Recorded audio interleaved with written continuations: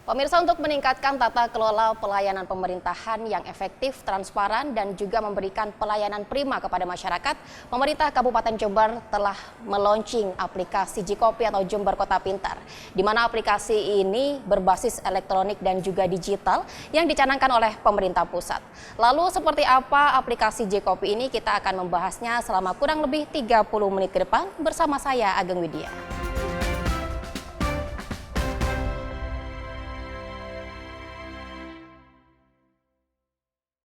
Dan telah bersama saya siang hari ini Kepala Dinas Komunikasi dan Informatika, Bapak Bobi Arisandi. Assalamualaikum, selamat siang Pak Bobi. Selamat siang, salam warahmatullahi wabarakatuh. Ya, bagaimana kabar hari ini, Pak? Alhamdulillah, baik. Alhamdulillah, ya, cuaca baik. juga cerah. Alhamdulillah ya Pak. Mungkin selain kabar baik juga ada kabar yang menggembirakan ini Pak. Putri-putri dari Pak Bobi juga menyambut juara, kabarnya seperti itu. Ya, kemarin ikuti Kejurnas Brid ya di Solo. Wow, si luar kembar, biasa. Ya, Pak Bobi, seperti narasi yang sudah saya sampaikan tadi, kita akan membahas seputar Jikopi atau Jember Kota Pintar. Jadi Jikopi ini sebenarnya apa sih Pak? Ya, Jikopi ini juga kebetulan ya saya sampaikan terima kasih untuk teman-teman bisa menjadikan satu media untuk publikasi ya. Publikasi kami, di mana Jikopi ini Jember diambil dari kata Jember Kota Pintar. Artinya dulu kan ada smart city kan gitu ya. Kabupaten Jember ini masuk dalam hal 140 kabupaten atau kota smart city. Namun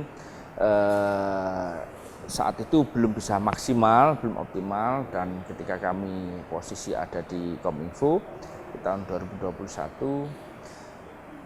saat itu Pak Bupati juga menyampaikan kepada kami, mohon dipelajari dan apa yang bisa dilakukan untuk Jember. Harus cepat.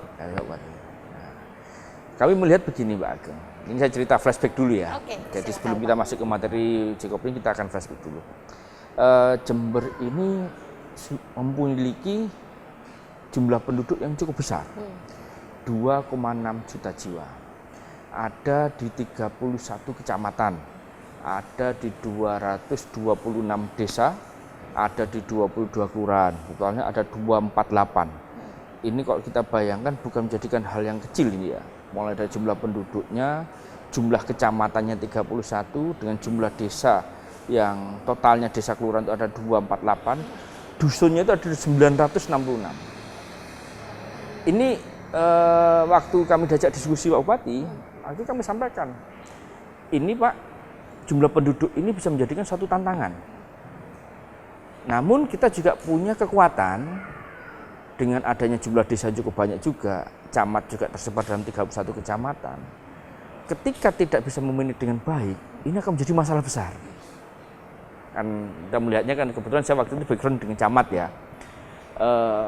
Diskusi sambil ngopi waktu itu dengan Pak Bupati. Saya ngobrolnya cuma begini. Kalau orang desa, Pak, maaf ini yang kami waktu itu ada di Kecamatan Gumuk Mas. Dan masyarakat pada umumnya, saya juga selaku masyarakat Jember, saat itu yang diminta itu sebenarnya apa sih? Yang pertama adalah infrastruktur. Infrastruktur bukan bidang kami, infrastruktur ini. Infrastruktur ini ada teman-teman di PU. Dan benar tahun 2021 diwujudkan dengan pembangunan perbaikan jalan sepanjang 1.200 km. Memang beliau menyampaikan masih ada kurang. Oke, infrastruktur selesai ya, katakan sudah selesai. Ada yang nangani sudah. Kemudian masyarakat itu juga, ini kan habis pasca Covid nih, di mana banyak yang terimbas, banyak yang kehilangan pekerjaan, terus juga tempat-tempat dia dulu berjualan jadi sepi. Artinya butuh ada stimultan atau semacam bantuan dari pihak pemerintah. Ini yang diharapkan warga saat itu, masyarakat saat itu. Dan ini bantuan-bantuan ini mengalir, baik dari dinas sosial, baik dari dengan pemerintah kabupaten sendiri, di mana yang tidak tercover oleh DTKS masuk ke sana. Nah, ini persoalan kedua ya. Ini sudah ada yang nangani ini. Dan yang ketiga, ini sebenarnya yang juga tidak kalah penting, ini adalah pelayanan. Pelayanan untuk masyarakat yang di mana mereka berada di 31 kecamatan dan ada di 966 dusun ini. Karena apa? Pelayanan ini yang dilakukan oleh teman-teman OPD teknis, suatu misal seperti Dispenduk, kemudian juga DPT, pelayanan terpadu satu pintu, itu kan saat itu jangkauannya kalau yang dari Puger, dari Silo, dari Petanggul itu kan harus ke saat itu ya, harus ke Dispenduk. Betul. Artinya dengan Dan itu jaraknya sangat jauh sekali. Jarak jauh. Kemudian kita tahu Mbak, jumlah masyarakat yang ada di Jember dengan 2,6 juta jiwa, di mana ada banyak hal mereka itu rata-rata adalah pekerja harian. Berarti mikir sampai seperti itu ya?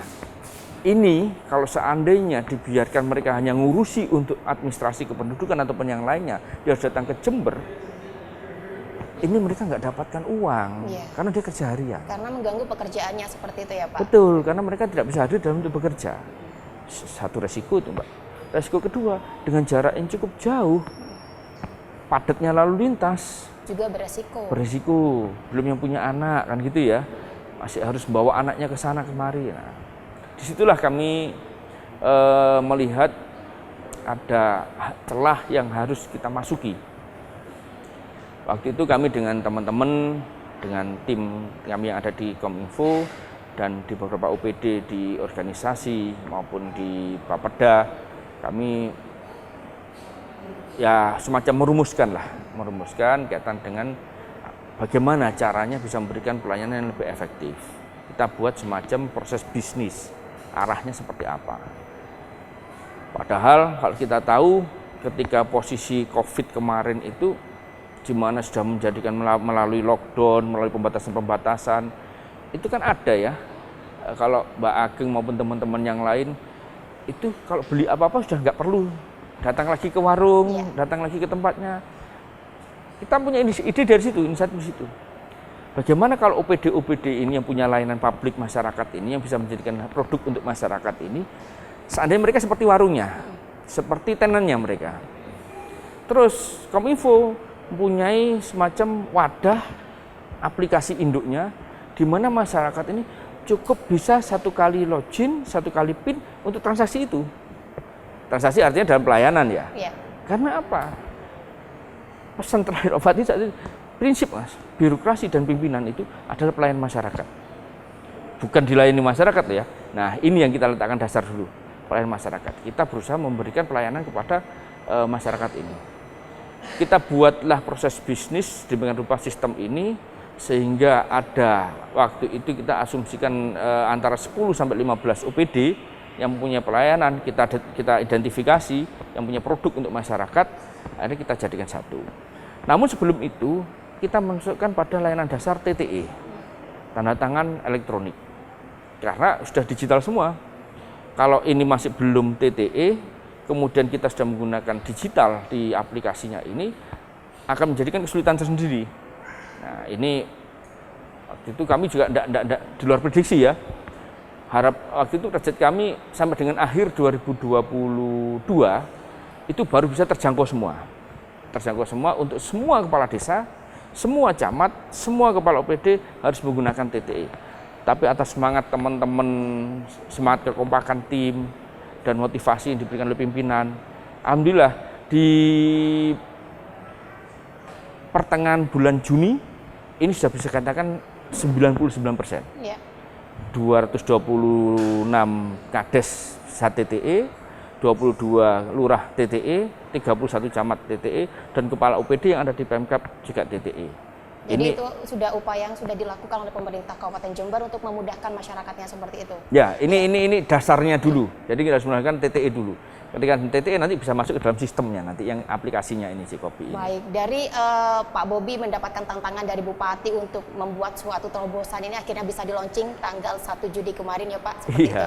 Namun Pak Bobi, kita akan melanjutkan perbincangan ini, kita harus jeda sejenak. Pemirsa, kita harus jeda sejenak, program Dialog akan kembali setelah jeda berikut ini.